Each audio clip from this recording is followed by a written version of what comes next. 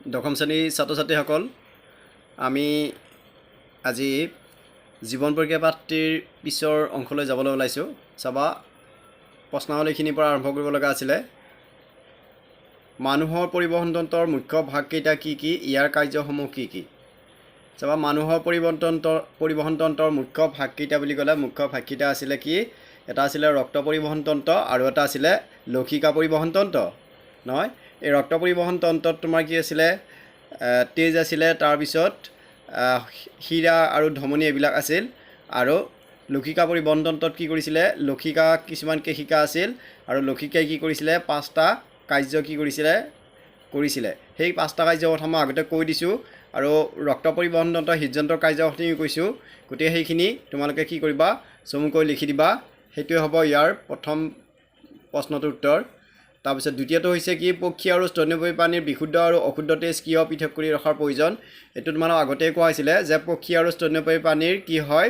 দেহৰ উষ্ণতা নিয়ন্ত্ৰণ কৰিবলৈ কি হয়?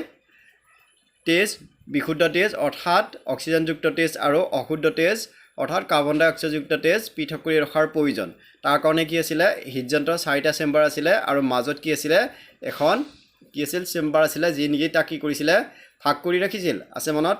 গতিকে সেইখিনি কথা লিখিব লাগিব যে পক্ষী আৰু স্তন্যপায়ী প্ৰাণীৰ বিশুদ্ধ আৰু অশুদ্ধ তেজ পৃথক কৰি কি কৰা হয়? ৰখাৰ প্ৰয়োজন, কাৰণ ইহঁতৰ দেহৰ উষ্ণতা নিয়ন্ত্ৰণ কৰিবলৈ কি হয়? প্ৰয়োজন হয়, নিয়ন্ত্ৰণ কৰি ৰখাৰ প্ৰয়োজন সেইকাৰণে। তাৰপিছত আহিব উচ্চকপালৰ উদ্ভিদৰ পৰিবহণ তন্ত্ৰৰ অংগসমূহ কি কি? কি কি আছিল? জাইলেম আৰু ফ্লোয়েম আছিল। জাইলেমৰ দ্বাৰা কি কৰিছিলে? পানী পৰিবহণ কৰিছিল, পানীৰ লগতে কি কৰিছিলে? খনিজ লৱণ গৈছিল। আৰু ফ্লোয়েমে কি কৰিছিলে? খাদ্যবস্তু পৰিবহণ কৰিছিল। নেক্সট, উদ্ভিদৰ দেহত পানী আৰু খনিজ লৱণ কেনেদৰে পৰিবহণ হয়? উদ্ভিদৰ দেহত পানী পৰিবহণ হয় কি? জাইলেমৰ দ্বাৰা। নহয়, আৰু জাইলেমৰ দ্বাৰা যেতিয়া পানী পৰিবহণ হ'ব কি হয়? শিপাই মাটি যি স্পৰ্শ কৰি থাকিব তাত কি হয়? আয়নৰ লগত লগ লাগি থাকে আৰু কি হ'ব?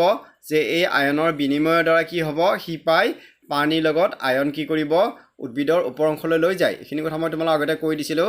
গতিকে আগৰ ভিডিঅ'টো চাবা, চাই তোমালোকে এই পানী আৰু খনিজ লৱণ কেনেদৰে পৰিবহণ হয় তাক লিখি ল'বা। তথাপি মই অকণমান তোমালোকক দেখুৱাই দিছোঁ। চাবা, ইয়াতে আছিল নহয়, এইখিনি থাকিব ন মনত?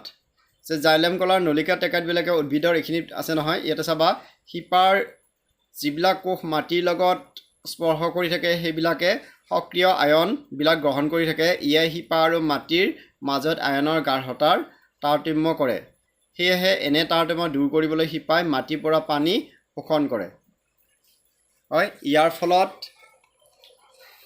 শিপাৰ জাইলেমলৈ নিয়মীয়াকৈ পানী সৰবৰাহ চলি থাকে আৰু ইয়ে পানীৰ স্তম্ভ এটাৰ সৃষ্টি কৰি নিয়মীয়াকৈ ওপৰলৈ ঠেলি থাকে। এইখিনি লিখি দিলে হ'ব। গতিকে ইয়াৰ পৰা এইখিনি লিখি দিবা। মই আগতে তোমালোকক কৈছিলোঁ, তথাপি আকৌ এবাৰ দেখুৱাই দিছোঁ। তাৰপিছত চাবা, উদ্ভিদ দেহত খাদ্যৰ কেনেদৰে সংবহন ঘটে? হয়, খাদ্যৰ সংবহন বা কি কৰিছিলে? সেইটো স্থানান্তৰণ বুলি কৈছিলে। নহয়, তাক কি কৰিছিলে? ট্ৰেন্সলোকেশ্যন বুলি কৈছিল। ট্ৰেন্সলোকেশ্যন বা স্থানান্তৰণ কেনেকৈ হয়? খাদ্য স্থানান্তৰণ ফ্লোয়েমৰ দ্বাৰা হয়। আৰু ফ্লোয়েমৰ তোমাৰ ভাগকেইটা আছিলে, মনত আছে নহয়? ফ্লোয়েমৰ কি আছিলে? ভাগ 4বিধ আছিল, যেনে চালনী নলিকা, সংগী কোষ, তাৰপিছত ফ্লোয়েম তন্তু আৰু ফ্লোয়েম পেৰেনকেমা। তেনেকৈ যেতিয়া তুমি পানী আৰু খনিজ লৱণৰ কথা লিখিবা তেতিয়া তুমি কি লিখিবা? তাতে জাইলেমৰ ভাগকেইটাও লিখি দিবা। জাইলেমৰ ভাগকেইটা কি আছিল? ট্ৰেকাইট, নলিকা, জাইলেম পেৰেনকেমা আৰু কাষ্ঠতন্তু। নহয়, এইকেইটা মই আগতে কৈছিলোঁ।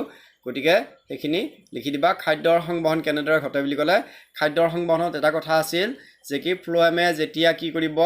খাদ্য সংবহন কৰিব তেতিয়া কি হয়? ঊৰ্ধ্বমুখী আৰু অধমুখী দুয়োবিধ হয়। আৰু ই কি কৰিব? শক্তি, উদ্ভিদৰ শক্তি কি কৰিব? সঞ্চিত শক্তি ব্যৱহাৰ কৰে। সেইখিনি কথা কিন্তু লিখি দিবা। হ'ব? তাৰপিছত চাবা, ৰেচন। ৰেচন বুলি কওঁতে এটা কথা চাবা যে ৰেচন সংশ্লেষণ বা শ্বসন নিৰ্গত হোৱা বৰ্জিত গেছ কেনেকৈ ত্যাগ কৰে তাক আমি আগতে আলোচনা কৰি আহিছোঁ। চাবা, সালোকসংশ্লেষণত বা শ্বসনত নিৰ্গত বৰ্জিত গেছ কি গেছ আছিলনো? বৰ্জিত গেছ তোমালোকৰ মনত আছেনে? যে বৰ্জিত গেছ বুলি ক'লে তোমাৰ কি আছিলে? অক্সিজেন তোমাৰ উৎপন্ন হয়। সালোকসংশ্লেষণত কিন্তু অক্সিজেন এটা বৰ্জিত গেছ। লগতে তোমাৰ কি হয়? জলীয় বাষ্প হয়। এই দুয়োখিনি ওলাই যায়। বাকী তোমাৰ তাত উৎপন্ন হোৱা গ্লুক'জটো কি হয়? সঞ্চিত হৈ থাকে।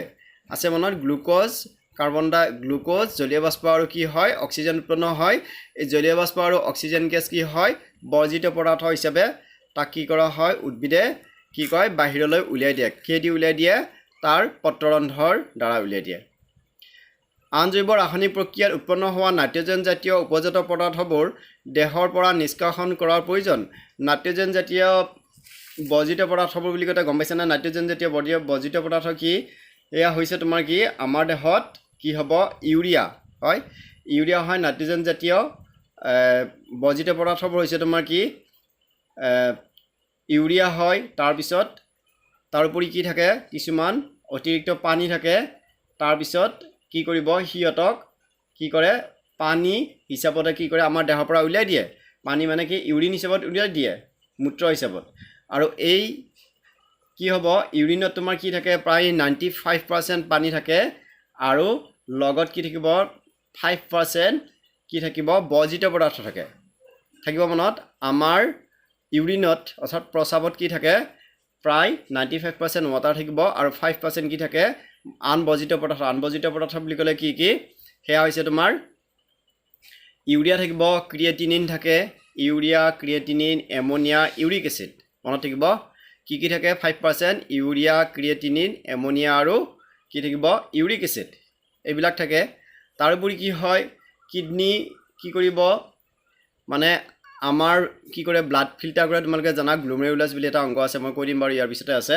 সো কিডনিয়ে কিমান ফিল্টাৰ কৰে তোমাৰ প্ৰায় মানে তোমাৰ ইয়াৰে হাফ কাপ অৰ্থাৎ 1 কাপৰ আধা কি কৰিব সি পাৰ মিনিটত প্ৰতি মিনিটত 1 কাপৰ আধা অৰ্থাৎ আধা কাপ ব্লাড কি কৰে সি পিউৰিফাই কৰে হয় তাৰপিছত সি কি কৰিব কিডনিয়ে খিনি জানি থবা দে কিডনিয়ে কি কৰিব ইয়াৰ ওজনটো হৈছে তোমাৰ প্ৰায় 160 গ্ৰাম এইটো দিয়া আছে কিডনি দেখিছা এইটো হৈছে তোমাৰ কিডনি দুটা থাকে কিডনি ইয়াৰ তোমাৰ ওজনটো হৈছে কিমান 160 গ্ৰাম 160 গ্ৰাম হয় ইয়াৰ ওজন তাৰোপৰি কি হ'ব ই কি কৰিব পাৰে যে দুটা কিডনিৰ ভিতৰত প্ৰায় 200 লিটাৰ ইউৰিন 24 আৱাৰ্ছত প্ৰায় 200 লিটাৰ কি কৰিব অৰ্থাৎ একদিনত 200 লিটাৰলৈকে ইউৰিন কি কৰিব পাৰে সি ফিল্টাৰ কৰিব পাৰে হয় আৰু প্ৰায় 40 বাৰ দিনত প্ৰায় 40 বাৰ কি কৰিব ই ফিল্টাৰ কৰে এইখিনি কথা মনত ৰাখি ল'বা তাৰোপৰি ইয়াত কি থাকিব প্ৰায় 10 লাখতকৈ বেছি কি থাকে নেফ্ৰন থাকে 1 মিলিয়ন বুলি কয় 1 মিলিয়ন মানে তোমাৰ কিমান 10 লাখ 1 মিলিয়ন বুলি কয় আৰু বিলিয়ন হলে তোমাৰ কি বহন হয় 100 কোটিক 1 বিলিয়ন বুলি কয় গতিকে ইয়াত কি হয় যে 1 মিলিয়নতকৈ বেছি নেফ্ৰন থাকে তাৰ মানে কিমান থাকিব প্ৰায় 10 লাখতকৈ বেছি কি থাকে কিডনিৰ ভিতৰত নেফ্ৰন থাকে হয় কিডনিৰ এইখিনি মানে কি বাহ্যিক চৰিত্ৰৰ কথা বা কিডনি গঠনটোৰ কথা মই অকমান কৈ দিছো গতিকে সেইখিনি কথা তোমালোকে মনত ৰাখিবা তাৰ পিছত চাবা আন জৈৱ ৰাসায়নিক প্ৰক্ৰিয়াত উৎপন্ন হোৱা নাইট্ৰজেন জাতীয় উপজাত পদাৰ্থবোৰ দেহৰ পৰা নিষ্কাশন কৰাৰ প্ৰয়োজন হয় জৈৱ ৰাসায়নিক প্ৰক্ৰিয়াবোৰে এই উপজাত পদাৰ্থবোৰ দেহৰ পৰা বৰ্জন কৰা প্ৰক্ৰিয়াটো ৰেচন বুলি কোৱা হয় এতিয়া ৰেচন কাক বুলি ক'লে তোমালোকে এইখিনি কথা লিখিব লাগিব যে কি ৰেচন বুলি কয় জৈৱ ৰাসায়নিক প্ৰক্ৰিয়াবোৰে এই উপজাত পদাৰ্থবোৰ এই বুলি নিদিবা দেহত উৎপন্ন হোৱা উপজাত পদাৰ্থবোৰ দেহৰ পৰা বৰ্জন কৰা প্ৰক্ৰিয়াটো ৰেচন বুলি কোৱা হয় এইখিনি কথা লিখি দিলে হ'ব বেলেগ বেলেগ জীৱই বিভিন্ন কৌশল অৱলম্বন কৰি এনে পদাৰ্থ দেহৰ পৰা বৰ্জন কৰিব লগা হয় বহুতো এককোষী জীৱই সাধাৰণ ব্যাপন প্ৰক্ৰিয়াৰে কোষাবৰণৰ মাজেদি উপজাত পদাৰ্থ দেহৰ পৰা পাৰিপাৰ্শ্বিকৰ পানীত বৰ্জন কৰে হয় কোনটো বুলি কৈছে সাধাৰণ ব্যাপন মানে এটা ক্ষতি হোৱাৰ পিছত আন এটা কোষলৈ যোৱা পূৰ্ণ হোৱাৰ পিছত হেতু কৈছে সাধাৰণ ব্যাপন বুলি এনে পানী তোমাৰ যেতিয়া কি হয় এটা পূৰ হোৱাৰ পিছত আনটোলৈ যাব তেতিয়া তাক কি বুলি কয় আচিটি বুলি কয় ক্লাছ 9ত পাইছিলা কিন্তু সচৰাচৰ দেখা বহুকোষী জীৱসমূহৰ ক্ষেত্ৰত এনে কাৰ্যৰ কাৰণে বিশেষ কিছুমান অংগৰ সৃষ্টি হয় বিশেষ কিছুমান অংগ বুলি কতে তোমাৰ বিশেষকৈ আমি আমাৰ দেহৰ কিডনিৰ কথা কৈছো এতিয়া কিডনি ষ্ট্ৰাকচাৰটো তোমালোকে চাবা হয় কিডনি ষ্ট্ৰাকচাৰটো চাবা ইয়াতে তোমাৰ কি হয় এটো আছে বাহবৃক্ক ধমনী এডাল এটো বাহবৃক্ক এটো সবৃক্ক নহয় এটো হৈছে বাহবৃক্ক ধমনীডাল ৰঙা হয় তাৰ পিছত এডাল হৈছে তোমাৰ কি বাহবৃক্ক ধমনী দিয়া আছে এডাল হৈছে তোমাৰ মহাশিৰা দিয়া আছে হয় বৃক্কীয় শিৰা দিয়া আছে এডাল তাৰপিছত এইডাল হৈছে মহাধমনী, তাৰপিছত মূত্ৰথলী, মূত্ৰনলী। কেতিয়াবা তোমাৰ কি হয় কিডনী মানে কি প্ৰস্ৰাৱ যোৱা অংগকেইটা এফালৰ পৰা লিখিব দিয়ে, ক'ৰ পৰা কেনেকৈ যায়, তেতিয়া তুমি এইখিনি লিখিব লাগিব। প্ৰথমতে বৃক্ক, তাৰপিছত তোমাৰ কি হ'ব মূত্ৰবাহী নলী, তাৰপিছত মূত্ৰথলী, তাৰপিছত মূত্ৰনলী, হয় তেনেকৈ লিখা আহে কেতিয়াবা। গতিকে তুমি চিত্ৰটো ভালকৈ চাবা। চিত্ৰটো অৱশ্যে পৰীক্ষাত অঁকা এতিয়ালৈকে অহা নাই, কেতিয়াবা আহিব পাৰে, একো টান নহয়। এইটো হৈছে বাহু বৃক্ক, এইটো হৈছে সু বৃক্ক। তাৰপিছত তুমি ইয়াতে শিৰা আৰু ধমনীবিলাক কি কৰিবা এনেকৈ আঁকি দিবা, কালাৰ কৰিব নালাগে, জাষ্ট যেনেকৈ আছে তেনেকৈ আঁকি দিবা। আৰু এই অংগবিলাক যাতে নামাকৰণ কৰোঁতে ঠিকমতে নামাকৰণ কৰা হয়, এই নামাকৰণ যেনেকৈ কৰিছে হয় তেনেকৈ নামাকৰণ কৰি যাবা। এইটো কয় মানুহৰ কি বুলি কয় ৰেচনতন্ত্ৰ বুলি কয়। কেতিয়াবা মানুহৰ ৰেচনতন্ত্ৰৰ চিত্ৰ আঁকা বা বিভিন্ন অংশবোৰ বৰ্ণনা কৰা বুলি ক'লে বেলেগ নহয়, তোমাৰ এই কিডনী কথাখিনি লিখিব লাগিব, হয়। তাৰপিছত অকণমান কিতাপত চাবা, মানুহৰ ৰেচনতন্ত্ৰটো এযোৰ বৃক্ক, এযোৰ মূত্ৰনলী, ইংৰাজীত ইউৰেটাৰ বুলি কয়। তাৰপিছত এটা মূত্ৰথলী ইউৰিনেৰী ব্লেডাৰ বুলি কয়, আৰু এটা মূত্ৰ নিষ্কাশন নলী ইউৰেথ্ৰা বুলি কয়, নহয়। ইয়াতে দিয়া আছে চাবা কি কি দিয়া আছে। এযোৰ মূত্ৰনলী, নহয় মূত্ৰনলী কোনটো আছিলে, মূত্ৰবাহী নলী এয়া এযোৰ, দুটা আছে কাৰণে। তাৰপিছত মূত্ৰথলী, মূত্ৰনলী, হয় এইটো মূত্ৰনলী, এইটো হৈছে মূত্ৰবাহী নলী। তাৰপিছত নেক্সট তোমাৰ ইয়াক কি বুলি ক'ব ইউৰেথ্ৰা বুলি কয়, হয় ইউৰেটাৰ।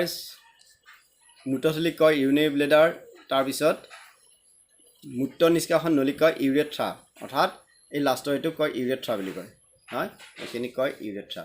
গতিকে পাঁচকেইটা মনত ৰাখিবা। তাৰপিছত কি হয় কিতাপত চাবা,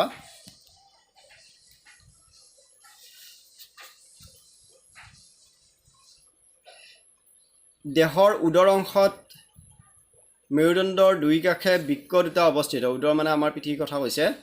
এই বৃক্ক দুটাত উৎপন্ন হোৱা মূত্ৰবাহী নলীয়েদি আহি মূত্ৰথলীত জমা হয়, আৰু মূত্ৰথলীৰ পৰা নিৰ্দিষ্ট সময়ে সময়ে মূত্ৰ নিষ্কাশন নলীয়েদি দেহৰ পৰা বাহিৰ কৰি দিয়ে।